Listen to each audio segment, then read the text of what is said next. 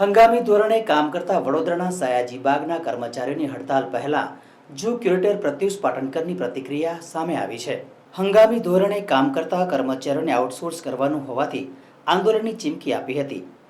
Animal keeper અને માળી કામ કરતા કર્મચારીને આઉટસોર્સ કરવાની વાતથી વિરોધ શરૂ થયો હતો. અંદાજે 140 જેટલા કર્મચારી આઉટસોર્સ પ્રક્રિયાનો વિરોધ કરશે, જેમાં કર્મચારીઓએ આપેલ આવેદનપત્રને લઈ ઝૂ ક્યુરેટર પ્રત્યુષ પાટણકરે જણાવ્યું હતું કે એનિમલ કીપરની ખાલી પડતી જગ્યા પર ભરતી કરવામાં આવશે. અભ્યાસને લઈને થયેલા વિવાદની ઉચ્ચ કક્ષાએ રજૂઆત કરવામાં આવશે. 12 પાસની ભરતી પ્રક્રિયામાં ફેરફાર અંગે ઉચ્ચ કક્ષાએ નિર્ણય લેવાશે. હાલ એનિમલ કીપરની મહેકમની 39 જેટલા કર્મચારીની જગ્યા છે, જેમાં 9 જગ્યા પહેલાથી જ કર્મચારીઓ કાર્યરત છે અને 30 જેટલી જગ્યા ખાલી છે. તેમાં એનિમલ કીપરની ભરતી કરવામાં આવશે. અન્ય જગ્યા આઉટસોર્સ કરવાથી કર્મચારીઓને પીએફ, ઈએસઆઈ જેવા ફાયદા થશે તેવું ઝૂ ક્યુરેટર પ્રત્યુષ પાટણકરનું કહેવું છે. અગાઉ આઉટસોર્સિંગ મામલે હંગામી ધોરણે કામ કરતા કર્મચારીઓ સાથે વાતચીત પણ કરવામાં આવી છે. હવે નારાજ થયેલા એનિમલ કીપર અને માળી કામદારોને સાચો ન્યાય મળશે કે કેમ તે જોવું રહ્યું. હું જણાવવા માંગીશ કે વર્ગ 4ના જે તમામ કર્મચારીઓ છે, અત્યારે છેલ્લા કેટલા સમયથી સફાઈ સેવક છોડીને મહાનગરપાલિકાના ઇતર વર્ગ 4ના હોદ્દામાં કોઈ પ્રકારની ભરતી થઈ નથી રહી. હું ફક્ત ને ફક્ત મારા ઝૂ વિભાગની વાત કરીશ તો ઝૂ વિભાગમાં એનિમલ કીપરની ભરતી માટેની અમે ફાઇલ ઓલરેડી ઉપસ્થિત કરેલી છે અને એનિમલ કીપર એટલે મેઇન જાનવરોની દેખરેખ અને સાર સંભાળ રાખવા માટેની જે ખાસ પોસ્ટ છે, એ પોસ્ટ તમામને તમામ પોસ્ટ માંથી જેટલી શક્ય બને એટલી પોસ્ટ પર કાયમી ભરતી કરવા અંગેની અમે પ્રક્રિયા હાથ ધરેલી છે.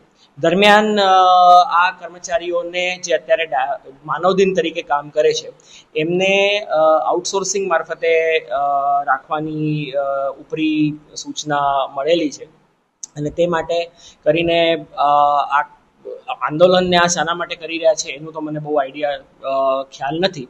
કે મને એવું લાગે છે કે એ લોકોને ખોટી ધારણા છે કે ભાઈ આઉટસોર્સિંગ થશે તો કોઈ દિવસ કાયમી નહીં થાય, જે એવી વાત છે નહીં. અને કારણ કે ઝૂ વિભાગમાં એનિમલ કીપરની કાયમી ભરતીઓ ટૂંક સમયમાં અમારે કરવી પડશે. સેન્ટ્રલ ઝૂ ઓથોરિટીના નિયમ મુજબ પણ એનિમલ કીપરની ભરતીઓ જરૂરિયાત મુજબ કરવાની રહેશે.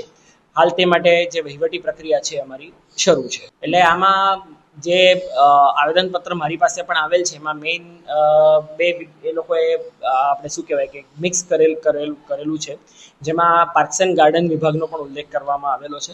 અને પાર્ક્સ એન્ડ ગાર્ડન વિભાગ મોટું છે, મહેકમ મોટું છે, ઝૂનું મહેકમ એટલું મોટું છે નહીં. એટલે ઝૂ વિભાગમાં ખાસ એનિમલ કીપરની ભરતી માટે અમારી પ્રક્રિયા શરૂ છે.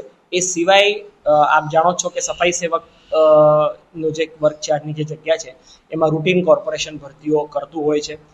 વર્ષ પહેલાં જ લગભગ 1200 જેટલા કંઈક સફાઈ સેવકોને રોજમદારીમાંથી કાયમી કરવામાં આવ્યા. સફાઈ સેવકોનું સાયકલ એઝ મુજબ ચાલુ છે. રહી વાત ઇતર વર્ગ 4ની જગ્યાઓમાં, એમાં જે પણ નિર્ણય જે આ બધા વર્ગ 4ને ભરતીના અંગે તમામ નિર્ણય રાજ્ય સરકાર દ્વારા જે લેવામાં આવે છે, એ મહાનગરપાલિકાઓને પણ લાગુ પડતા હોય છે.